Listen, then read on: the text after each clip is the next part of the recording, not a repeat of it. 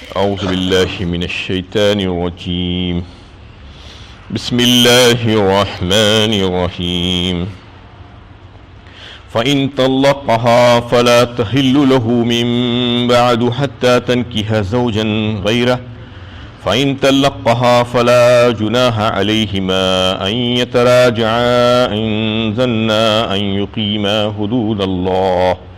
وَتِلْكَ حُدُودُ اللَّهِ يُبَيِّنُهَا لِقَوْمٍ يَعْلَمُونَ۔ پھر اگر اس نے طلاق دے دی تو اب یہ عورت اس کے لیے حلال نہیں جب تک کہ وہ دوسرے شوہر سے نکاح نہ کر لے۔ پھر اگر وہ بھی اس کو طلاق دے دے تو ان دونوں پر مراجعت کرنے پھر سے نکاح کرنے میں کوئی گناہ نہیں، بشرطے کہ وہ یہ خیال کرتے ہوں کہ حدود الہی کو قائم رکھ سکیں گے۔ یہ اللہ کی حد بندیاں ہیں جنہیں وہ ان لوگوں کے لیے بیان فرماتا ہے جو علم رکھنے والے ہیں۔ یہ سورہ بقرہ کی 230 نمبر کی آیت ہے۔ طلاق کے احکامات چل رہے تھے، اس میں وہ بات بتائی گئی ہے کہ کسی شخص نے اپنی بیوی کو 2 بار کے بعد تیسری بار بھی طلاق دے دی جس کی اس کو اجازت نہیں تھی،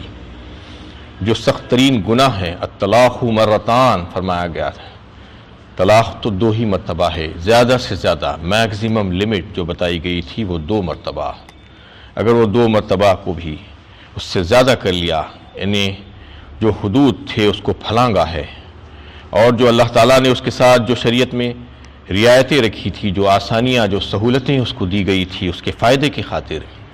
اس نے اپنے فائدے کو نظر انداز کرتے ہوئے اپنے سارے اختیارات کو بلا وجہ کے ختم کر لیا اور ضائع کر لیا، تو اس کا مطلب یہ ہے کہ اس نے اپنے آپ کا نقصان کر لیا، اور یہ بہت ہی بڑا گناہ کا کام ہے۔ اس کی اجازت نہیں تھی، ناجائز تھا، لیکن اس کے باوجود یہ واقع ہو جاتی ہے۔ بالکل اسی طریقے سے جیسے کسی نے ایک شخص نے دوسرے شخص کو قتل کر دیا۔ قتل کرنا بہت بڑا گناہ ہے، گناہ کبیرہ ہے، ناجائز ناحق کسی کو قتل کر دینا۔ لیکن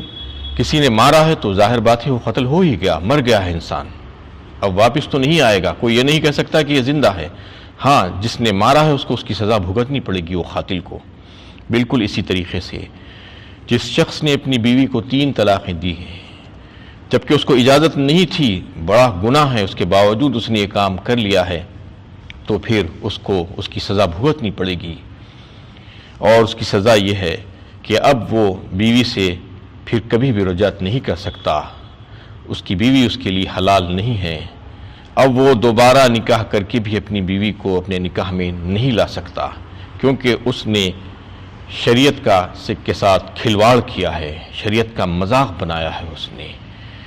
اور اس نے جو ہے حدود الہی کو پار کر لیا ہے، اور اب اس کے لیے سزا یہی ہے کہ وہ پچھتاتا پھرے، لیکن پچھتانے سے کوئی فائدہ ہونے والا اس کو نہیں ہے، کیونکہ ایسا کر لینے کے بعد لوگ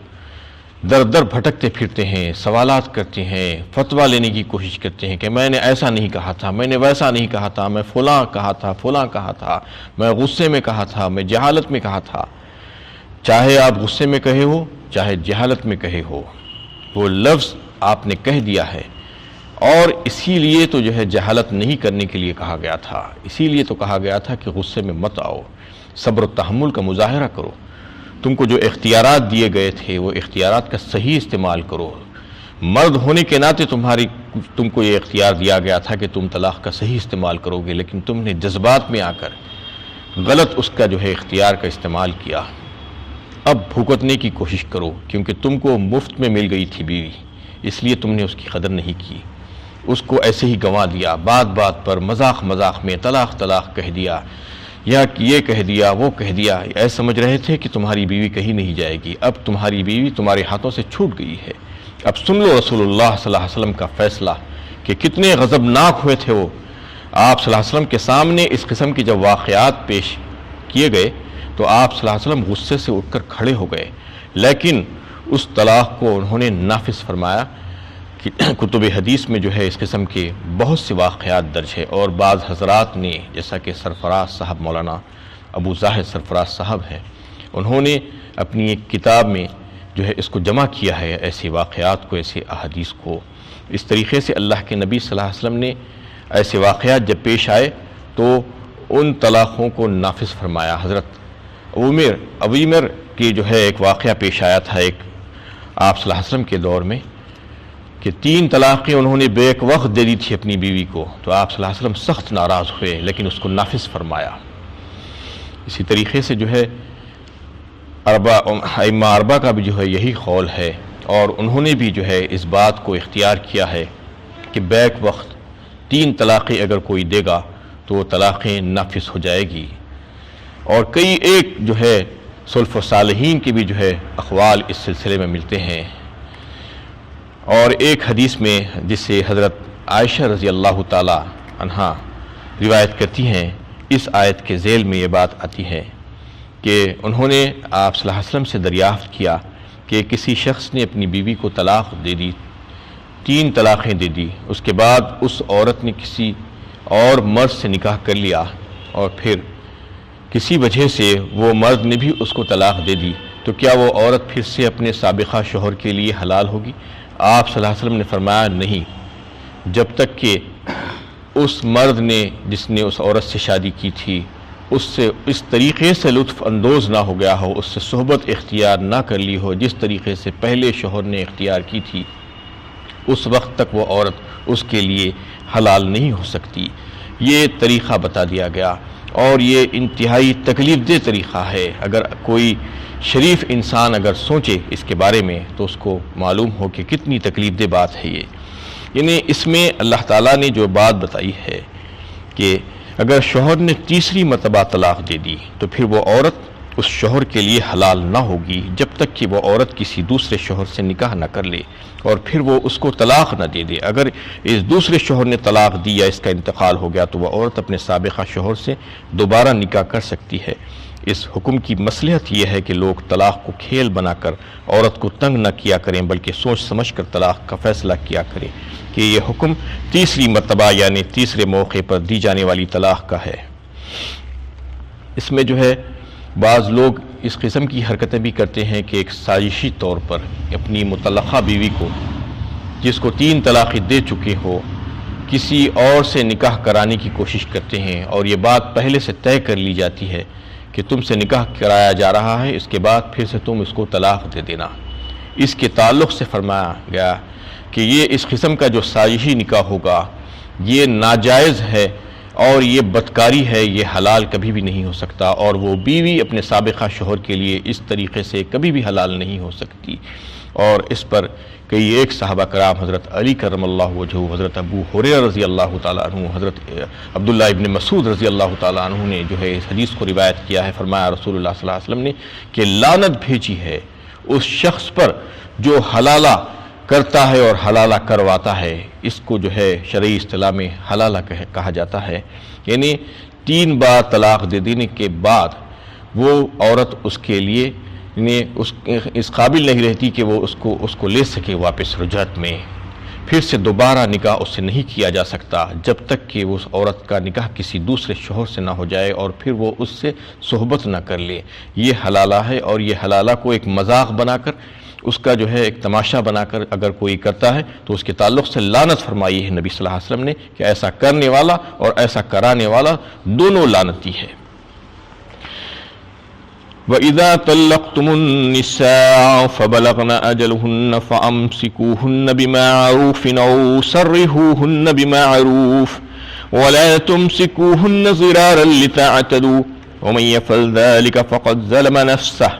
وَلَا تَتَّخِذُوا آيَاتِ اللَّهِ هُزُوًا وَاذْكُرُوا نِعْمَةَ اللَّهِ عَلَيْكُمْ وَمَا أَنزَلَ عَلَيْكُمْ مِنَ الْكِتَابِ وَالْحِكْمَةِ يَعِظُكُمْ بِهِ وَاتَّقُوا اللَّهَ وَاعْلَمُوا أَنَّ اللَّهَ بِكُلِّ شَيْءٍ عَلِيمٌ۔ اور جب تم عورتوں کو طلاق دے دو اور وہ اپنی عدت کو پہنچ جائیں تو انہیں بھلے طریقے سے روک لو یا بھلے طریقے سے رخصت کرو، انہیں ستانے کی غرض سے روکے نہ رکھو کہ اس طرح زیادتی کے مرتکب ہو، اور جو ایسا کرے گا وہ اپنے ہی اوپر ظلم کرے گا۔ اللہ کی آیات کو مذاق نہ بناؤ، اللہ کے احسان کو اور اس بات کو یاد رکھو کہ اس نے تم پر کتاب اور حکمت نازل فرمائی جس کے ذریعے وہ تمہیں نصیحت فرماتا ہے، اور اللہ سے ڈرو اور جان لو کہ اللہ ہر چیز کا جاننے والا ہے۔ اس آیت میں جن عورتوں کو طلاق رجعی ہو چکی ہو اور وہ اپنی عدت کے ختم ہونے کے وقت پر آ چکی ہو، ان کی عدت کی مدت ختم ہو رہی ہو، تو اس وقت اس شوہر کو دو آپشنز رہتے ہیں، دو اختیارات اس کے سامنے رہتے ہیں۔ ایک، یا تو اپنی بیوی کو پھر سے رجوع کر لے اور نکاح کو قائم کر دے، پھر سے وہ نکاح ٹوٹنے نہ پائے، اور اس کی دوسری صورت، دوسرا اختیار اس شوہر کے پاس یہ رہتا ہے کہ عورت کو آزاد کر دے اور وہ جو نکاح کا جو تعلق تھا وہ ختم کر دے، یعنی عدت پوری ہو جانے دے۔ تو پہلی صورت اور دوسری صورت دونوں کے ساتھ اللہ تعالیٰ نے یہ بات لگائی ہے کہ فَأَمْسِكُوهُنَّ بِمَعْرُوفٍ أَوْ سَرِّحُوهُنَّ بِمَعْرُوف، چاہے تم روک لو چاہے اس کو آزاد کر دو، دونوں صورتوں میں معروف طریقہ ہونا چاہیے، اچھا بہترین قاعدے کے مطابق خوبصورتی کے ساتھ ہونا چاہیے۔ یعنی اگر تم کو اس بات کا احساس ہو چکا ہو پہلی صورت میں یہ کہ تم نے طلاق رجعی دی تھی اور وہ ناگوار صورتحال تم کو جو پیش آئی عدت کے دوران، اور تم کو جو مشکلات اور پریشانیاں پیش آئی، اس کی وجہ سے تمہارے دل میں یہ خیال پیدا ہوا کہ یہ کام تم نے جو کیا تھا وہ صحیح اور درست نہیں ہے، اور پھر سے تم نے اپنی بیوی کو رجوع کرنے کا خیال کیا، تو چاہیے کہ حسن و معاشرت کے ساتھ اور جو حقوق تم نہیں دے رہے تھے وہ حقوق کی ادائیگی کو پیش نظر رکھتے ہوئے، دل میں جو غم و غصہ تھا اس کو نکال کر، جو اختلافات تھے، جو لڑائی جھگڑا تھا، اس کو ختم کرتے ہوئے، صرف اس غرض سے کہ اللہ کے واسطے میں اس بیوی کو پھر سے رجوع کر رہا ہوں، نہ کہ اس کو ستانے کی خاطر، نہ کہ اس کو ذلیل کرنے کی خاطر، نہ کہ اس کو تکلیف دینے کی خاطر، یہ کام کرنا چاہیے۔ وَلَا تُمْسِكُوهُنَّ زِرَارًا لِتَعْتَدُوا فرمایا، یعنی صرف اس وجہ سے مت روکو رجوع کرو کہ تم پھر سے اس کو اپنی نکاح میں لے کر پھر سے اس کو ستاؤ گے، پھر سے اس کا حق مارو گے، پھر سے اس کو تکلیف پہنچاؤ گے، نہیں، بلکہ اس کا حق دینے کا فیصلہ کر کے اور جو اختلافات تھے اس کو پھر نکال دے کے، دل کو صاف کر لے کے، اگر تمہیں یہ جو ہے یہ طریقہ پسند ہے اور تم یہ چاہ رہے ہو کہ پھر سے تم اچھی طریقے سے اس کے ساتھ زندگی گزارو گے، تو پھر تم اس کو روک لو اپنی نکاح میں، یہ طریقہ تم کو اختیار کرنا ہوگا۔ اور پھر وَأَشْهِدُوا ذَوَيْ عَدْلٍ مِّنْكُمْ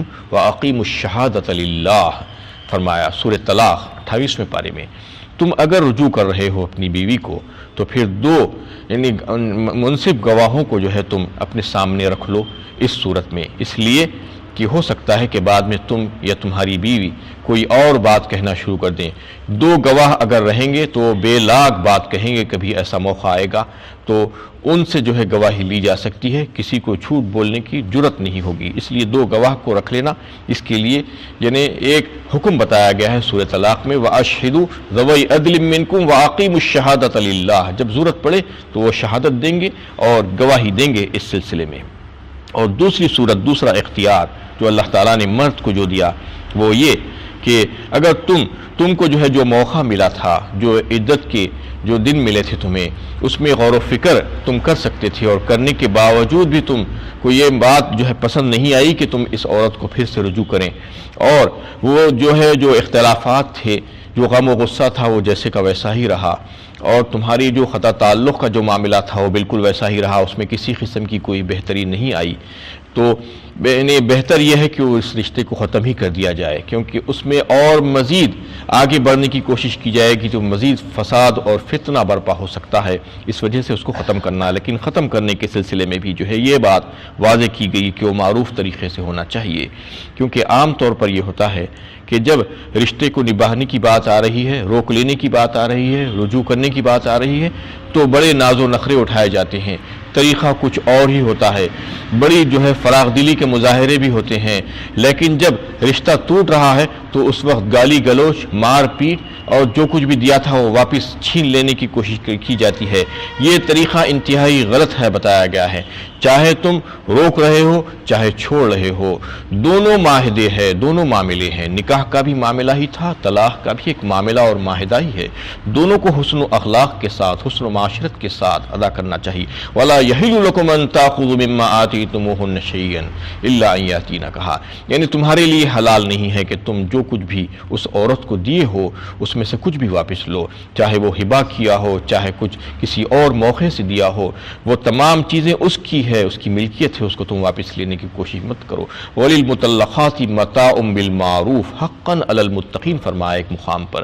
جو مطلقہ عورتیں ہیں ان کے جو ہے کچھ حق ہے، معروف طریقے سے ان کو ادا کرو، یہ حق متقیوں پر فرض ہے اور واجب کیے گئے ہیں اس پر۔ ان کا حق کیا ہے کہ طلاق کے ہوتے وقت تم ان کو جو کچھ بھی دیے ہو نہ صرف وہ واپس لینے کی کوشش کرو بلکہ ان کو مزید کچھ دو، کچھ نقد کے طور پر، کچھ کپڑوں کے طور پر، کچھ جائیداد کے طور پر، یا اور کچھ بھی کسی بھی طریقے سے ان کو خوش کر کے راضی کر کے ان کو بھیجاؤ، کیونکہ یہ بھی ایک معاہدہ ہے جو ختم ہو رہا ہے۔ اس کو تم سنجیدگی کے ساتھ ختم کرنے کی کوشش کرو، خوبصورتی کے ساتھ ختم کرنے کی کوشش کرو، نہ کہ لڑائی جھگڑا کر کے، مار پیٹ کر کے، گالی گلوچ کر کے، کیونکہ یہ اسلامی تعلیمات ہے۔ انتہائی بلند اخلاق ہونے کا ثبوت دو تم، اور جو ہے حسن و معاشرت کا ثبوت دو، یہ اسلام سکھاتا ہے۔ تو اس سلسلے میں تم پوری کوشش کرو کہ معاہدہ جب ختم ہو رہا ہے تو اس وقت بھی اچھے طریقے سے، اچھے انداز سے، قاعدے کے مطابق اس کو ختم کرو، اور اگر مہر باقی ہے عورت کا تو وہ مہر پورے کا پورا ادا کرنے کی کوشش کرو،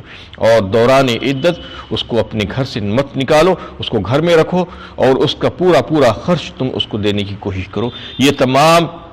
احکامات اللہ تعالیٰ نے دیے ہیں ان لوگوں کو جو شوہر کے سامنے جب دو آپشنز ہوتے ہیں، دو اختیارات ہوتے ہیں طلاق رجعی کی صورت میں، کہ چاہے تو وہ اپنی عورت کو روک لے، چاہے تو اس کو آزاد کرتے، دونوں صورتوں میں اچھا اور بہترین طریقہ اختیار کرنے کا حکم دیا گیا ہے۔ وآخر دعوانا ان الحمد للہ رب العالمین۔